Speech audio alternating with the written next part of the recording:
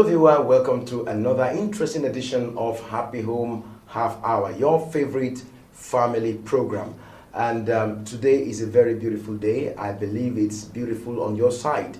But even if it's not so, perhaps as a result of some issues that you are facing in your family, in your home, I believe this program is going to make it beautiful. Trust me. My name is Femi Fafiebi. And as usual, my wonderful marriage counselors are already seated. We'll be talking to them very shortly. But I need to remind you, that life is all about planning. And when you're talking about planning, for the family, that is at the level of a couple, it is very, very essential. And that is one of the things that we were able to, gather from, last week's edition, when we discovered that from the testimony given by one of the couples that we spoke to, it was discovered, that a husband and a wife have to sit down together to plan and agree on so many things, or else that family goes nowhere. So today, on this edition, we are discussing a very, very interesting issue, which is very sensitive to the survival of marriage, and that is infidelity in marriage. I'm sure you want to hear all about it from our marriage counselors. Once again, you're welcome. Sit back and enjoy today's wonderful edition of this program. We'll be back very shortly.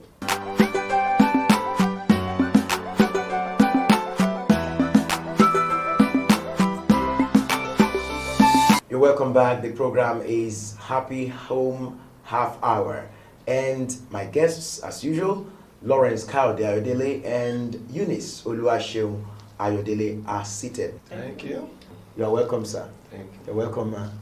And let me quickly say very sincerely, I love this dress. It's very beautiful. Thank you. And you are looking every inch one, complete, unit of a couple. Thank you. On that level, I want to just again remind our viewers that the program's topic today says infidelity in marriage.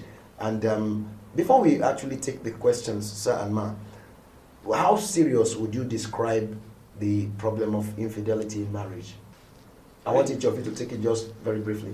Really, I can say that is a very, very critical issue in marriage. Nowadays, I was once in a marriage seminar where they asked me, is there any husband today that can say that he's faithful to his wife? And I told them it's still possible. I'm faithful to my own wife, so it's a critical issue which we need to address. Thank you very much, madam.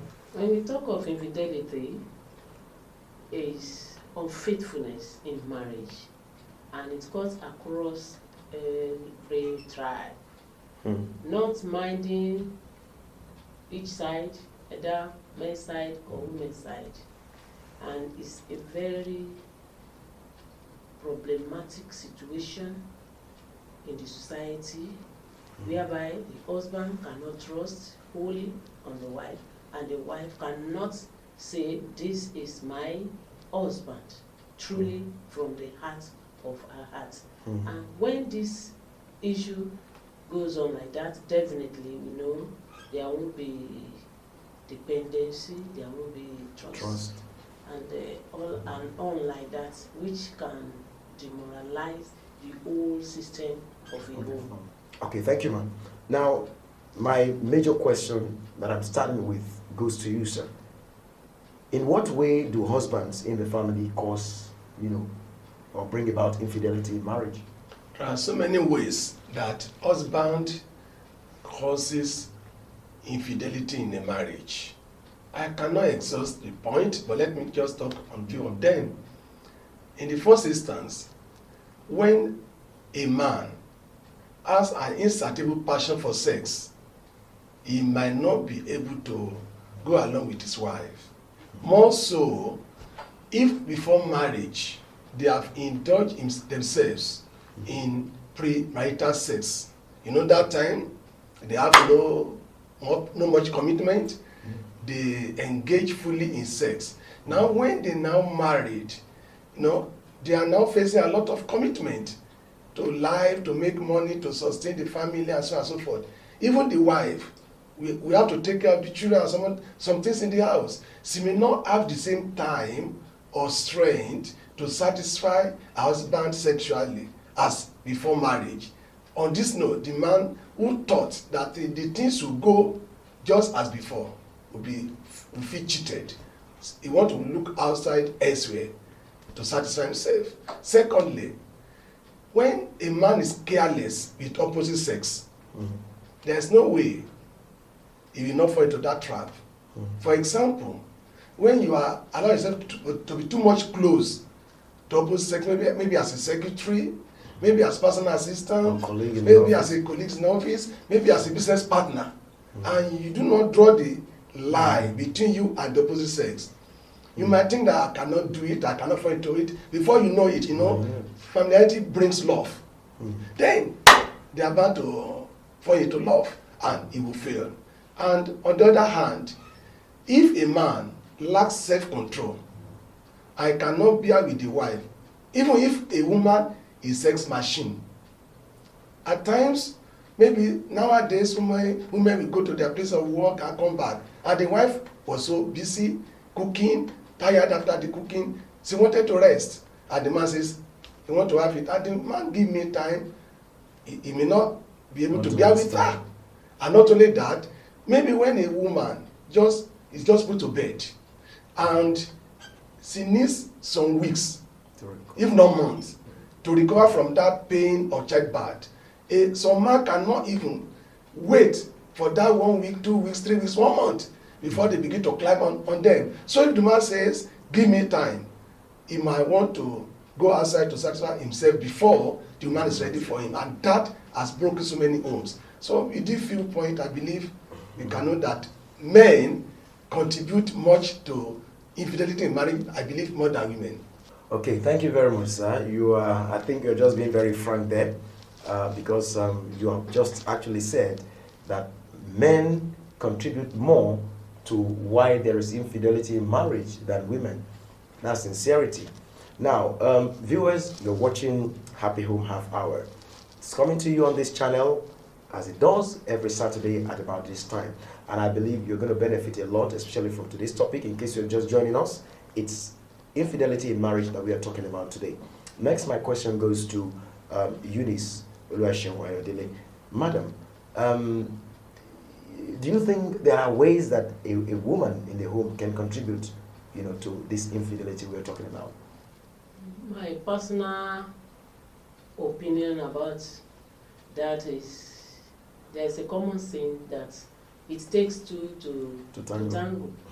And if we really want to curb infidelity, the two parties involved have something at stake. Okay. They have duty to perform. Therefore, I believe women too can contribute to infidelity in home. In the sense that if a woman is in the habit of denying the husband of this sexual act, the interest will not be there for the man, and definitely such a man will go outside. When we talk of denial, I believe men too are not animal. They know how to program, they can plan, they can survey, they know the time the urge will come, and looking at the situation of the woman, they know how to bear. But in case a man doesn't know that, it still lies on the woman to give in, not minding the strength that such a woman has expended outside, maybe to cater or find something for the family. Still have to deny herself to answer to the call of the husband, even if it is in a little way, because your failure to do this will lead the man outside, and if care is not taken, the punishment will be much on the wife. So another way that a woman can contribute is when a wife decides to dress anyhow, so careless about her body, and doesn't really put any value on herself. And when the man goes out, see those who are accurate in dressing, they can show themselves like model, even to the man. The man will be interested and draw closer to those ones, because he is aware that on getting home, get a pack of rubbish. Therefore, if a woman cannot stand by keeping herself keeping a figure and making sure that all what is going to cost her is ready to pay, definitely. She will be contributing to infidelity in the home. Another thing is, maybe the last I will mention, is when a woman is not careful about watching over the husband. If you like, you go. If you like, you come. No loving, no intimacy, no talk of calling the man nearer. Most of the women, they always wait for the man to call. Why can't you call the husband? If you suspect the move, then you say, come, and I'm here for you. Then when you give the room, definitely you are copying infidelity in your home. And if this is not done, then the problem will be beyond to solve when the man is out there. So we have to be careful in this area. Thank you, ma'am. Dear viewer, this program is Happy Home Half Hour, specially designed for you and your family, your home, which is a very, very key aspect of building our nation. And I need to let you know that it is a family counseling and educative program with strategically packaged content by Glorious Marriage International to empower people to build happy and stable homes. You deserve that, don't you? Okay, I'll just quickly like to let you have an idea of what the main objectives and aims of the Glorious Marriage International itself, as well as this program, is all about. First, we have the fact that they want to educate the singles on how to run a successful courtship, which will help them establish happy homes. Secondly, to restore broken homes. Thirdly, to prepare new couples for a peaceful and successful marital life, as well as, finally, to educate couples with a happy home on how to sustain their marriages. All these are based on the strong belief that a stable and happy home will create a favorable atmosphere for children to grow up and become dynamic and responsible leaders of nations and industries. Nigeria needs that at this period in time, because we can all see certain things that are happening, and we know that these children are the future. We need to build them up to be able to take up these roles in the nearest future. The program is Happy Home Half Hour. My counselors, wonderful counselors, I must say they are still very much around. But right now we have to take this break, and very shortly we will be back. Don't you go away.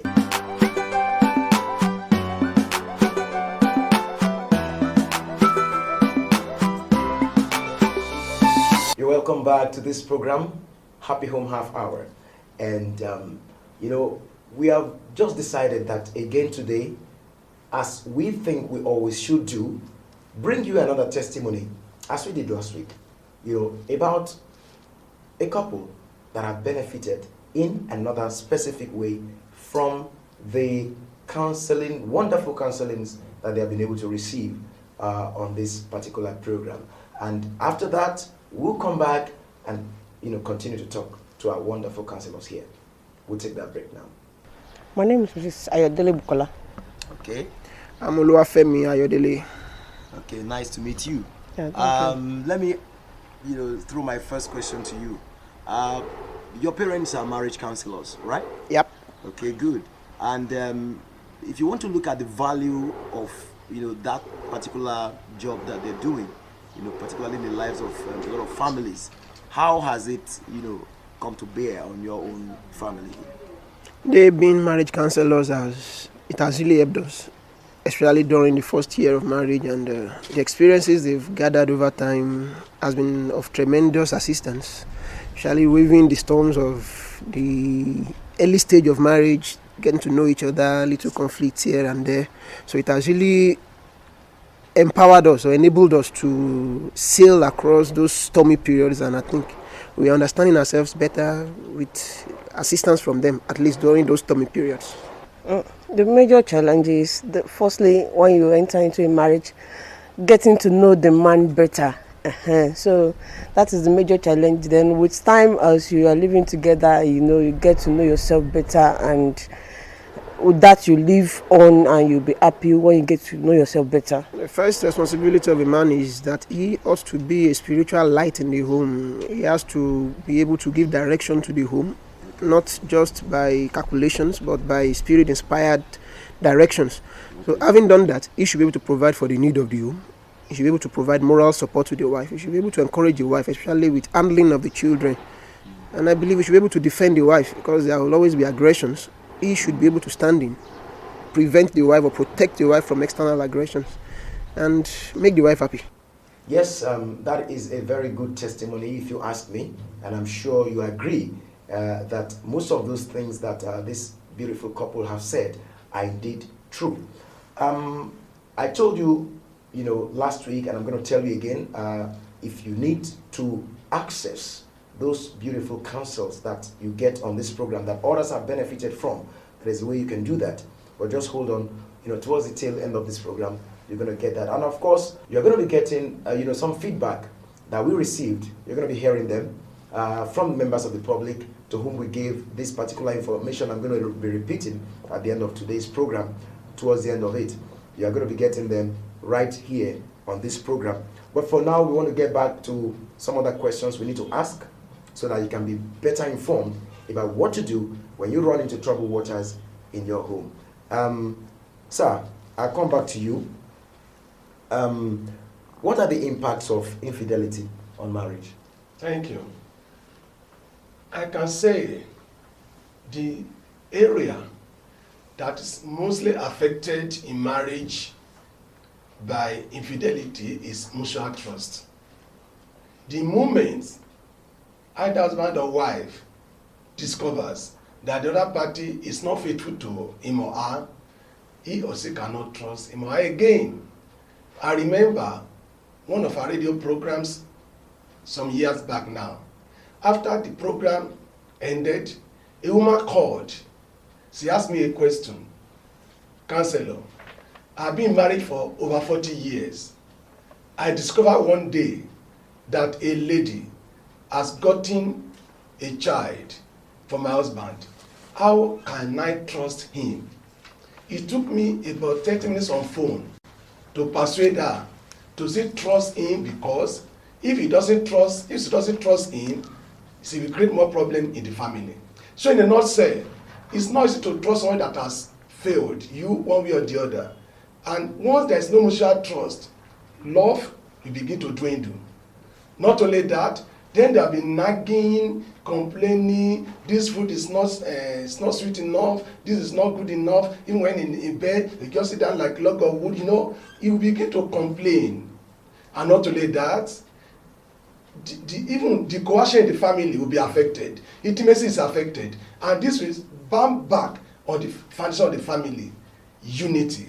And then children will be mostly affected. So in a nutshell, when a family has been affected by this problem, I can call it a deadly problem, the family cannot be the same again, except if the one that is guilty comes back, repents, and assure the other party that he or she will not do it again. And the other party that is aggrieved must sincerely forgive that person. And if I say forget, I may not do just to it, but he or she should not allow that memory to affect his or love to the other party. That can only save the family from going to ruin. Thank you. That's quite serious. Okay, we hope that you out there here watching this program would realize how serious the issue of infidelity in marriage that we're discussing today is, and you begin to take a cue from what our marriage counselors are saying. My last question will go to you, ma'am. In what ways can all these problems, or most of these problems that we have discussed, be solved? If we are to solve almost all, if not all, of the problem of infidelity in homes, there are some steps to be taken. The first one is husband and wife must not deny themselves of intimacy. They must be close together most of the time, except when they are on their duty outside. When they come back home, they should reunite again, strategize, and move ahead. They must be close together. When I say close together, I mean there should be no space between the two, because they are one. And in that essence, there should be room for them to participate actively when it comes to sexual intimacy, not the object, the subject of one person. The two of them must actively involve in this act, and this will bring them together solidly, and they'll be able to move on. Then opponents too, they should be able to chat and expose their secret being, what is inside of them. When they do this, definitely they will be able to move along and kill the deadly giant, which is infidelity. Another thing they could do is that they should not allow third party to have chance in between them, not even the in-laws. They should agree together on how to treat their in-laws, on how to handle the children. Even children should not even come before them, between them. When they do this, definitely they move along and infidelity will be dealt with severely. Therefore, the two of them have duty to do, and once they are ready to do this, then there won't be that intimacy. Then the husband should be satisfied with his wife, in the sense that if you have married a tall person, let that tall person satisfy you. If it is short, go along. If it is fat, go along. If it is thin, don't look elsewhere. When you are satisfied, even on bed, then you will kill this giant. Thank you. Okay, very good. You just said it now, that a man should be satisfied with his wife. What about the woman? Normally, as I've always been saying, it takes two to tango. That's right. Once I said the man, of course, it applies to the woman. And most of the time, women are always contented with women. Well, that is subject to debate, man. Okay. Now, viewers, the program is still Happy Home Half Hour, and our guests are Lawrence Kaude Ayodele and Eunice Oluwaseun Ayodele, wonderful marriage counselors. I'm sure their counseling must have been benefiting you in one way or the other. Now, I just have to quickly tell you about a couple of people who sent in, one of them actually sent in a comment while the other sent in a question, and I'll just quickly take them before we round up. The first one is from Raymond OJ. He lives in Festac Town, and he says, I love your program because what the couple you interviewed last week said about a joint account for husband and wife has given me and my wife solution to a crisis we were experiencing. That's very nice. It's nice to hear that. And then the second one is a question. It says, my wife has never one day requested for sex from me, and I'm not happy about that because it makes me feel as if I'm bothering her each time I ask. Should I just continue to ask, or should I raise the issue with her? Bolaji Atobatele from Surulere. I don't know if you'd like to respond to that.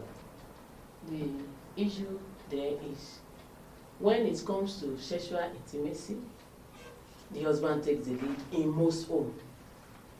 But the best scenario should have been an open play where the husband can ask, the wife can ask, because it is for the two of them. That's right. And so when a woman fails to answer or to ask, the husband takes the lead by asking. If your wife is answering you as you ask, you must note that she too has the mind. Okay. But when you are asking every day and she's answering you every day, definitely you must know she has the passion. Then through communication, you can take it up with her, and 1 or 2 times, I believe, such a wife will ask you. It is not a sin for a wife to ask her husband for sex. It's not a sin. But traditionally, women see it as somebody asking for that, as somebody that is wayward. No, it isn't. The best thing to do is you go straight, and there are a lot of codes you can use. I'm here for you, I'm here for you, then here, there, then the language will not be that open one. Once the wife is dressing up and is just showing faces, the husband should know that the wife is asking. Interested. It may not be a verbal response. Request. Okay, thank you very much. I believe actually that the only setting in which this could be wrong, that is a woman asking, should be when it is not in a marriage arrangement. Perhaps, I believe. But if it is in a marriage, setting, I believe what she said is the right thing. A woman can ask. The man should ask more than the woman, because it is, always been like that. Now, we have to start rounding up. Our time is far spent, and I want to thank you in particular for being there, because without you, we cannot be here. We wouldn't even be here. Now, before we go, let me quickly remind you that this program, is interested in growing up, if I can put it that way, in terms of time that we spend here. And what we need to do that is more money. We're talking finance here, and we are believing that someone out there, perhaps you, hearing me right now, may be in that position to support us financially, so that we can spend more time here and we want to talk about all those details, those little details that can make your home beautiful and wonderful and a heaven on earth. Now, if you want to do that, just simply get in touch, with the marketing manager, Glorious Marriage International. As we do here, that happy homes make a peaceful and stable nation. If you want Nigeria to be stable, to be happy, then make sure you're always there for us. We are here every Saturday at about this time, 11:30, and then we rub minds together, we talk to our counselors, we reflect whatever you have on your mind, and then it's a happy affair. See you next week. My name is Femi Fafiebi. I must say thank you to you, sir, and Ma, for again making our time and putting in a lot of effort today. Thank you. God bless you. See you next week, viewer.